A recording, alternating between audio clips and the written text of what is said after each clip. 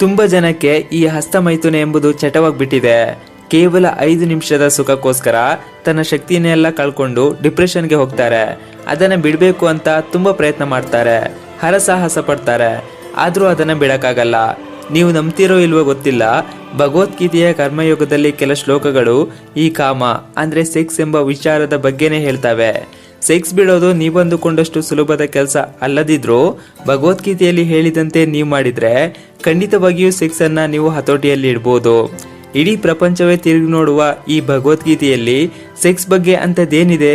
ಭಗವದ್ಗೀತೆ ಓದೋದರಿಂದ ನಿಜವಾಗಿಯೂ ನಾವು ಬದಲಾಗ್ತೀವಾ? ಬನ್ನಿ ನೋಡೋಣ. ಭಗವದ್ಗೀತೆ ಅಧ್ಯಾಯ 3 ಕರ್ಮಯೋಗ ಶ್ಲೋಕ 5. ಈ ಶ್ಲೋಕ ಹೇಳುತ್ತೆ, ನಾವು ಪ್ರಕೃತಿಯ ಮಡಿಲಲ್ಲೇ ಹುಟ್ಟಿದ್ದೇವೆ.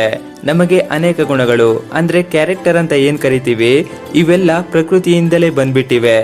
ಹಾಗಾಗಿ ನಾವು ಪ್ರಕೃತಿಗೆ ಅನುಗುಣವಾಗಿಯೇ ಕರ್ಮಗಳನ್ನ ಮಾಡಬೇಕಾಗುತ್ತೆ. ನೋಡಿ, ನಾವು ಏನೇ ಕೆಟ್ಟ ಕೆಲಸ ಮಾಡಿದ್ರೂ ಕೂಡ ಈ ಪ್ರಕೃತಿಯನ್ನ ಮೀರಿ ಯಾವುದೇ ಕೆಲಸ ಮಾಡೋಕೆ ಆಗೋದಿಲ್ಲ.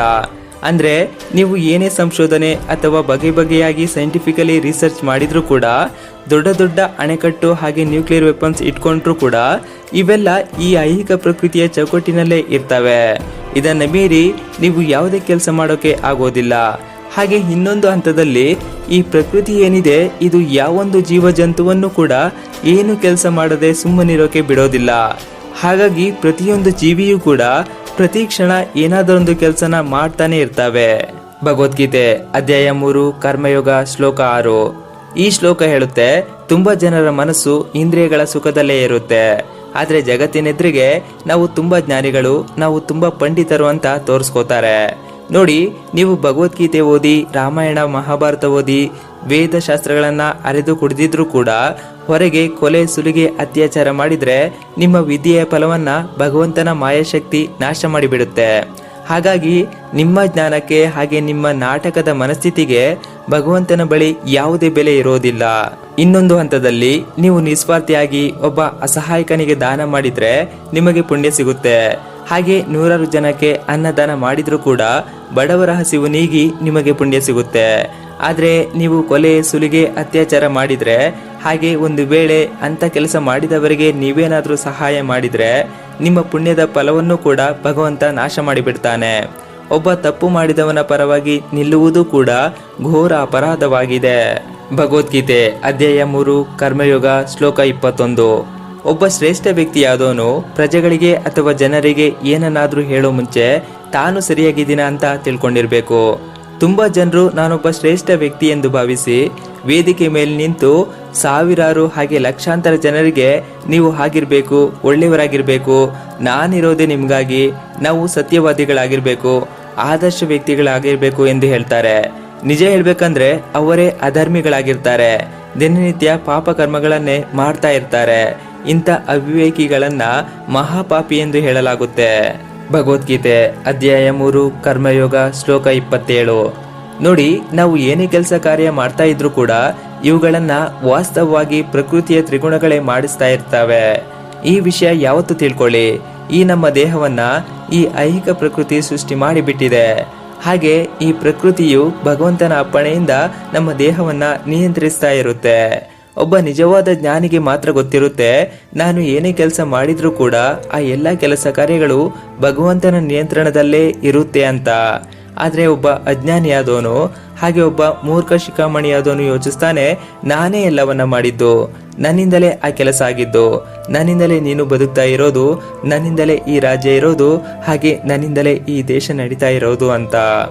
ಆದ್ರೆ ಇದು ಖಂಡಿತವಾಗಿಯೂ ನಿಮ್ಮ ಮೂರ್ಖತನವಾಗಿದೆ. ನೀವು ಇಲ್ಲದಿದ್ರೂ ಕೂಡ ಈ ರಾಜ್ಯ ಮುಂದೆ ನಡೆಯುತ್ತೆ. ನೀವು ಇಲ್ಲದಿದ್ರೂ ಕೂಡ ಈ ದೇಶ ಮುಂದುವರಿಯುತ್ತೆ. ನೀವು ಇಲ್ಲದಿದ್ರೂ ಈ ಪ್ರಪಂಚಕ್ಕೆ ಏನು ಹಾನಿಯಾಗಲ್ಲ. ಈ ವಿಷಯ ಯಾವತ್ತೂ ನೆನಪಲ್ಲಿಟ್ಕೊಳ್ಳಿ. ನಾನು ಅನ್ನೋ ಅಹಂಕಾರ ಯಾವತ್ತಿಗೂ ಒಳ್ಳೇದಲ್ಲ. ಭಗವದ್ಗೀತೆ ಅಧ್ಯಾಯ 3 ಕರ್ಮಯೋಗ ಶ್ಲೋಕ 30. ಎಲ್ಲರೂ ತಿಳ್ಕೊಳ್ಳೇಬೇಕಾದ ವಿಚಾರ ಅಂದ್ರೆ, ಹಾಗೆ ಪ್ರತಿಯೊಬ್ಬರ ಬದುಕಲ್ಲಿ ಇದ್ದೇ ಇರುವ ವಿಚಾರ ಅಂದ್ರೆ ಅದುವೇ ಕಾಮ. ತುಂಬಾ ಜನ ಬ್ರಹ್ಮಚರ್ಯದ ಬಗ್ಗೆ ಹೇಳಿ ಅಂತ ಹೇಳ್ತಾರೆ. ಯಾಕೆ? ಕಾಮ ಅಥವಾ ಸೆಕ್ಸ್ ಇದೊಂದು ನಮ್ಮ ಬದುಕಿನ ಅತ್ಯಂತ ಪವರ್ಫುಲ್ ಟೂಲ್ ಆಗಿದೆ. ಇದನ್ನ ನಿಗ್ರಹಿಸೋದು ಹಾಗೆ ಇದನ್ನ ಕಂಟ್ರೋಲ್ ಮಾಡೋದು ಕಬ್ಬಿಣದ ಕಡಲೆಕಾಯಿ ಇದ್ದ ಹಾಗೆ. ಇದೊಂದು ತುಂಬಾ ಕಷ್ಟಕರ ವಿಚಾರವಾಗಿದೆ. ನಾವು ಮಾನವರು, ನಮಗಿದು ಕಷ್ಟ ಅನ್ನೋದರಲ್ಲಿ ಯಾವುದೇ ಅನುಮಾನವಿಲ್ಲ. ಆದ್ರೆ ದೇವತೆಗಳಿಗೆ ಸ್ವತಃ ದೇವತೆಗಳಿಂದಲೂ ಕೂಡ ಕಾಮವನ್ನು ನಿಗ್ರಹಿಸಲು ಸಾಧ್ಯವಾಗಲಿಲ್ಲ. ಹಾಗಾಗಿ ಶ್ರೀಕೃಷ್ಣ ಭಗವದ್ಗೀತೆಯಲ್ಲಿ ಈ ಕಾಮದ ಬಗೆಗೆ ಬಹಳ ಒತ್ತು ಕೊಟ್ಟು ಹೇಳಿದ್ದಾರೆ. ಶ್ರೀಕೃಷ್ಣ ಹೇಳ್ತಾರೆ, ಕಾಮ ಎಂಬುದು ಮದವೇರಿದ ಕುದುರೆ ಇದ್ದ ಹಾಗೆ. ಅದನ್ನ ಲಾಳ ಹಾಕಿ ಕಂಟ್ರೋಲ್ ಮಾಡದಿದ್ರೆ ಇಡೀ ಬದುಕನ್ನೇ ಸರ್ವನಾಶ ಮಾಡಿಬಿಡುತ್ತೆ ಎಂದು ಹೇಳ್ತಾರೆ.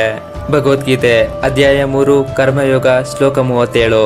ಪ್ರಪಂಚದ ಪ್ರತಿಯೊಂದನ್ನು ನುಂಗಿ ಹಾಕಬಲ್ಲ ಏಕೈಕ ಶತ್ರು ಯಾವುದಂದ್ರೆ ಅದುವೇ ಕಾಮ. ಅರ್ಜುನ ಶ್ರೀಕೃಷ್ಣನಿಗೆ ಕೇಳ್ತಾನೆ, ಹೇ ಪ್ರಭು, ಮನುಷ್ಯನಿಗೆ ಇಷ್ಟವಿಲ್ಲದಿದ್ರೂ ಬಲವಂತದಿಂದ ಕೆಲವೊಮ್ಮೆ ಪಾಪ ಕಾರ್ಯಗಳನ್ನ ಮಾಡ್ತಾನೆ, ಇದಕ್ಕೆ ಕಾರಣ ಏನು ಎಂದು ಕೇಳ್ತಾನೆ. ಅದಕ್ಕೆ ಶ್ರೀಕೃಷ್ಣ ಉತ್ತರಿಸುತ್ತಾ, ಒಂದು ಜೀವಿಗೆ ಐಹಿಕ ಸೃಷ್ಟಿಯೊಡನೆ ಸಂಬಂಧ ಬಂದಾಗ ರಜೋಗುಣದ ಸಹವಾಸದಿಂದ ಕೃಷ್ಣನಲ್ಲಿರುವ ನಿತ್ಯ ಪ್ರೇಮವು ಕಾಮವಾಗಿ ಬದಲಾಗುತ್ತೆ. ಉದಾಹರಣೆಗೆ, ಹುಣಸೆ ಹಣ್ಣಿನಿಂದ ಹಾಲು ಮೊಸರಾಗುವಂತೆ ಭಗವಂತನ ಪ್ರೇಮದ ಅರಿವು ಕಾಮವಾಗಿ ಬದಲಾಗುತ್ತೆ. ಆ ಕಾಮಕ್ಕೆ ತೃಪ್ತಿ ಎಂಬುದು ಯಾವಾಗ ದೊರೆಯೋದಿಲ್ವೋ ಆಗ ಅದು ಕ್ರೋಧವಾಗಿ ಪರಿವರ್ತನೆಯಾಗುತ್ತೆ. ಈ ಕ್ರೋಧವೇ ಮುಂದೆ ಆ ಜೀವಿಯನ್ನ ಈ ಐಹಿಕ ಜಗತ್ತಿನಲ್ಲೇ ಉಳಿದು ಬಿಡುವಂತೆ ಮಾಡುತ್ತೆ. ಭಗವದ್ಗೀತೆ ಅಧ್ಯಾಯ 3 ಕರ್ಮಯೋಗ ಶ್ಲೋಕ 38. ನೋಡಿ, ಈ ಕಾಮದ ಅಟ್ಟಹಾಸ ನಮ್ಮ ಮೇಲೆ ಯಾವ ರೀತಿ ಪ್ರಭಾವ ಬೀರಿದೆ ಅಂದ್ರೆ ಅದನ್ನ ವಿವರಿಸೋಕು ತುಂಬಾ ಕಷ್ಟವಾಗುತ್ತೆ. ಈ ಹೊಗೆಯು ಬೆಂಕಿಯಿಂದ ಮುಚ್ಚಲ್ಪಟ್ಟಂತೆ, ಒಂದು ಭ್ರೂಣವು ಗರ್ಭಕೋಶದಲ್ಲಿ ಮುಚ್ಚಲ್ಪಟ್ಟಂತೆ, ಹಾಗೆ ಕನ್ನಡಿಯು ಧೂಳಿನಿಂದ ಮುಚ್ಚಲ್ಪಟ್ಟಂತೆ ಈ ಕಾಮ ಅನ್ನೋದು ಜೀವಿಗಳಲ್ಲಿ ಮಂಕು ಕವಿದಂತೆ ಮಾಡಿಬಿಟ್ಟಿದೆ. ಅಂದ್ರೆ ನೀವೇನಾದ್ರೂ 100 ಭಾಗ ಮಾಡಿದ್ರೆ ಅದರಲ್ಲಿ ನಿಮ್ಮ ಪ್ರಜ್ಞೆ ಕೇವಲ 20 ಭಾಗ ಮಾತ್ರ ಇರುತ್ತೆ. ಉಳಿದೆಲ್ಲ ಕಾಮ ಎಂಬ ಮಾಯೆ ನಿಮ್ಮನ್ನ ಆವರಿಸಿರುತ್ತೆ. ಅದರಿಂದ ಹೊರಬರೋದು ಸಮುದ್ರದಲ್ಲಿ ಈಜಿದಷ್ಟು ಕಷ್ಟ. ಆದ್ರೆ ಒಂದು ಸಮಾಧಾನಕರ ವಿಷಯ ಅಂದ್ರೆ ಇಡೀ ಪ್ರಪಂಚದ ಎಲ್ಲಾ ಜೀವಿಗೆ ಹೋಲಿಸಿದ್ರೆ ಮನುಷ್ಯ ರೂಪದಲ್ಲಿರೋ ಜೀವಿಯು ಅಂದ್ರೆ ನಾವೆಲ್ಲರೂ ಕೃಷ್ಣ ಪ್ರಜ್ಞೆಯನ್ನ ಸ್ವಲ್ಪ ಮಟ್ಟಿಗೆ ಪುನಶ್ಚೇತನಗೊಳಿಸಿಕೊಳ್ಳಬಹುದು ಎಂಬುದನ್ನ ಭಗವದ್ಗೀತೆಯಲ್ಲಿ ಹೇಳಲಾಗಿದೆ. ಹಾಗಾಗಿ ಈ ಮಾನವ ಜನ್ಮವೇನಿದೆ ಇದೊಂದೇ ಮುಕ್ತಿಯನ್ನು ಪಡೆಯೋಕೆ ಇರುವಂತಹ ಕೊನೆ ಮಾರ್ಗವಾಗಿದೆ.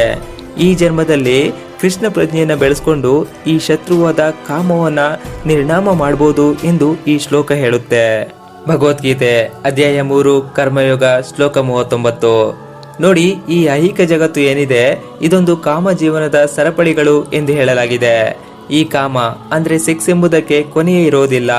ಇದಕ್ಕೆ ತೃಪ್ತಿ ಅನ್ನೋದು ಯಾವತ್ತಿಗೂ ಕೂಡ ಆಗಲ್ಲ. ನೋಡಿ, ನೀವು ಉರಿತಾ ಇರೋ ಬೆಂಕಿಗೆ ಪೆಟ್ರೋಲ್ ಸುರಿದ್ರೆ ಅದು ಹೇಗೆ ಮತ್ತಷ್ಟು ದಗದಗಿಸಿ ಉರಿಯುತ್ತೋ ಅದೇ ರೀತಿ ನೀವು ಇಂದ್ರಿಯ ತೃಪ್ತಿಗಾಗಿ ಕಾಮವನ್ನು ಬಯಸಿದ್ರೆ ಅದು ಯಾವತ್ತಿಗೂ ಕೂಡ ತೃಪ್ತಿಗೊಳ್ಳೋದಿಲ್ಲ. ನೀವು ಪ್ರಾರಂಭಿಸಿದಷ್ಟು ಇನ್ನೂ ಬೇಕು, ಮತ್ತಷ್ಟು ಬೇಕು ಎಂದು ನಿಮ್ಮನ್ನ ಹುಚ್ಚನನ್ನಾಗಿಸುತ್ತೆ. ಈ ಕಾಮಕ್ಕೆ ಯಾವತ್ತೂ ಭಯ ಇಲ್ಲ, ನಾಚಿಕೆ ಇಲ್ಲ.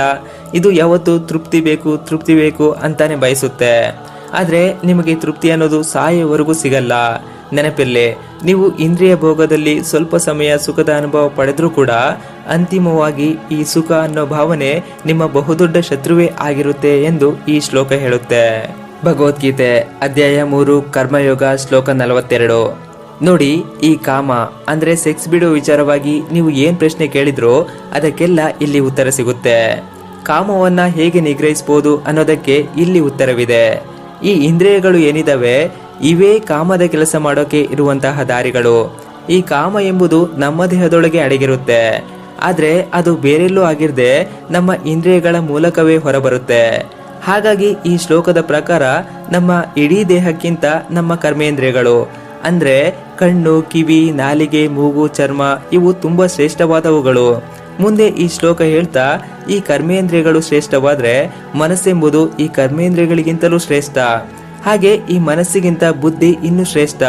ಹಾಗೆ ಈ ಬುದ್ಧಿಗಿಂತ ನಮ್ಮ ಆತ್ಮವೇನಿದೆ ಇದು ಎಲ್ಲಕ್ಕಿಂತ ಪರಮಶ್ರೇಷ್ಠ ಎಂದು ಹೇಳಲಾಗುತ್ತೆ.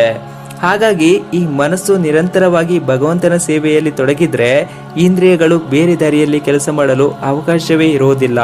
ನಮ್ಮ ಮನಸ್ಸು ಭಗವಂತನ ಅಲೌಕಿಕ ಸೇವೆಯಲ್ಲಿ ನಿರತರಾಗಿದ್ರೆ ಇಂದ್ರಿಯಗಳು ಕೀಳು ಪ್ರವೃತ್ತಿಯಲ್ಲಿ ಕೆಲಸ ಮಾಡಲು ಅವಕಾಶವೇ ಇರೋದಿಲ್ಲ. ಈ ಬುದ್ಧಿಯನ್ನ ಬಳಸ್ಕೊಂಡು ಮನುಷ್ಯನು ಆತ್ಮದ ಸ್ವರೂಪವನ್ನ ಕಂಡ್ಕೋಬೇಕು. ನೋಡಿ, ಈ ಇಂದ್ರಿಯಗಳು ಸರ್ಪಗಳಂತೆ ಬಹಳ ಶಕ್ತಿಶಾಲಿಗಳಂತೆ ಕಾಣ್ತವೆ ಅಷ್ಟೇ. ಆದ್ರೆ ನಿಜವಾಗಿಯೂ ಈ ಇಂದ್ರಿಯಗಳು ಹಲ್ಲು ಕಿತ್ತ ಹಾವಿನಂತೆ ಇರ್ತವೆ. ಒಂದು ವೇಳೆ ನೀವು ಅದನ್ನ ಕೆಣಕಿದ್ರೆ ಅದು ನಿಮ್ಮನ್ನ ಬೆಂಬಿಡದೆ ಹಿಂಬಾಲಿಸೋಕೆ ಪ್ರಾರಂಭಿಸುತ್ತೆ ಅಷ್ಟೇ. ನೋಡಿ, ಈ ಮನಸ್ಸು ಮತ್ತು ಬುದ್ಧಿ ಇವೆರಡೂ ಒಂದಕ್ಕೊಂದು ಪೂರಕವಾಗಿರ್ತವೆ. ಆದ್ರೆ ಮನಸ್ಸೇ ಬೇರೆ, ಬುದ್ಧಿನೇ ಬೇರೆ ಆಗಿರುತ್ತೆ. ನೀವೇನಾದ್ರೂ ದೇವಾಲಯಗಳಿಗೆ ಹೋದ್ರೆ ಅಲ್ಲಿ ಶಾಂತಿ ಸಿಗುತ್ತೆ ಎಂಬಂತೆ ಫೀಲ್ ಮಾಡೋದು ನಿಮ್ಮ ಮನಸ್ಸು. ಆದರೆ ಅಲ್ಟಿಮೇಟ್ ಆಗಿ ನೀವು ದೇವಾಲಯಕ್ಕೆ ಹೋದರೆ ಮಾತ್ರ ನಿಮಗೆ ಶಾಂತಿ ಸಿಗೋದು. ಆದರೆ ನೀವು ದೇವಾಲಯಕ್ಕೆ ಹೋಗುವಂತೆ ಸಲಹೆ ಕೊಡೋದೇ ಈ ನಿಮ್ಮ ಬುದ್ಧಿ. ಹಾಗಾಗಿ ನೀವು ನಿಮ್ಮ ಬುದ್ಧಿಯನ್ನು ಕಂಟ್ರೋಲ್ನಲ್ಲಿ ಇಟ್ಕೊಂಡ್ರೆ ಕ್ರಮೇಣವಾಗಿ ನಿಮ್ಮ ಇಂದ್ರಿಯಗಳು ಕಂಟ್ರೋಲ್ಗೆ ಬರ್ತವೆ. ಈ ರೀತಿಯಾಗಿ ನೀವು ಕಾಮವನ್ನು ನಿಗ್ರಹಿಸ್ಬೋದು. ಒಟ್ಟಿನಲ್ಲಿ ನಮ್ಮ ಕರ್ಮೇಂದ್ರಿಯಗಳಿಗಿಂತ ಈ ಜ್ಞಾನೇಂದ್ರಿಯಗಳೇ ತುಂಬ ಶ್ರೇಷ್ಠವಾಗಿರ್ತವೆ. ಹಾಗೆ ಇವು ತುಂಬ ಪರಿಣಾಮಕಾರಿಯಾಗಿರ್ತವೆ. ಇದಿಷ್ಟು ಈ ವಿಡಿಯೋದ ಮಾಹಿತಿ. ಮುಂದಿನ ವಿಡಿಯೋದಲ್ಲಿ ಮತ್ತೆ ಸಿಗ್ತೀನಿ. ನಮಸ್ಕಾರ.